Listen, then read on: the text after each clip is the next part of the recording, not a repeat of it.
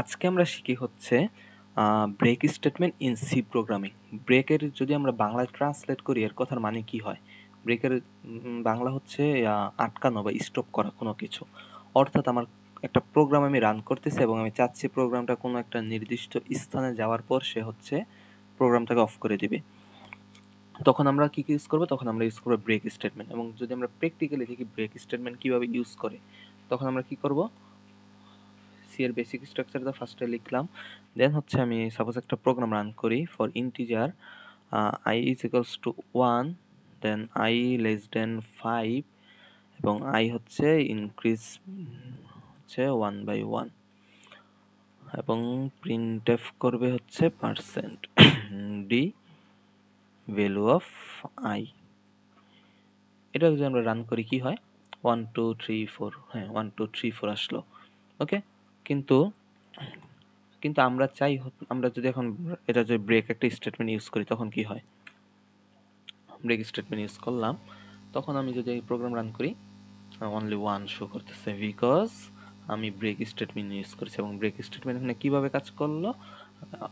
প্রথম প্রিন্টএফ এর জন্য সে হচ্ছে আই এর মান 1, সেকেন্ড টাইম সে কি ইউজ করতো? যেহেতু আই প্লাস প্লাস তার মানে আই এর মান হতো 2, কিন্তু প্রথমবার যখন সে আই এর মান 1 প্রিন্ট আউট করতেছে তারপরে সে চলে যায় ব্রেক স্টেটমেন্টের কাছে এবং ব্রেক স্টেটমেন্টের কাজই হচ্ছে প্রোগ্রামকে স্টপ করে দেওয়া। That's why when my program print out 1, then সে হচ্ছে ব্রেক স্টেটমেন্টের মাধ্যমে আমার প্রোগ্রামটা সম্পূর্ণ স্টপ করে দিছে এবং 2 এর কাছে সে যেতে দেয় না। এখন সাপোজ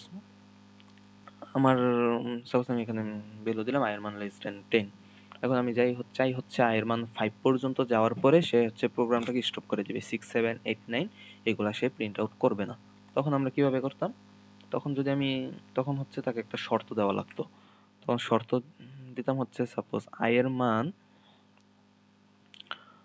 যদি সমান হয় 6 এর, তখন সে কি করবে? তখন সে হচ্ছে আমার প্রোগ্রামটাকে ব্রেক করে দিবে। তখন সে হচ্ছে আই এর মান যখন ইজ ইকুয়ালস টু 6, দেন সে ইউজ করবে ব্রেক স্টেটমেন্ট, মানে আই এর মান 6 হওয়ার সাথে সাথে সে হচ্ছে প্রোগ্রামকে স্টপ করে দিবে এবং তারপরে সে হচ্ছে প্রিন্ট করবে %d n, i। ওকে, এবার যদি আমরা রান করি আমরা দেখতে পাবো 1 2 3 4 5 পর্যন্ত আসবে, 6 আসবে না।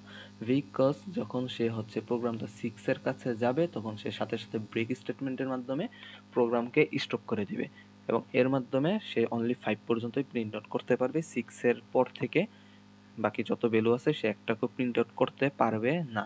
এটাই হচ্ছে ব্রেক স্টেটমেন্টের কাজ। আমরা অনেক সময় প্রোগ্রাম ইউজ করে এবং প্রোগ্রাম হচ্ছে তার সম্পূর্ণ যেই ইনপুটটা আমরা দিই সেটাকে সে হচ্ছে আউটপুট হিসেবে শো করে।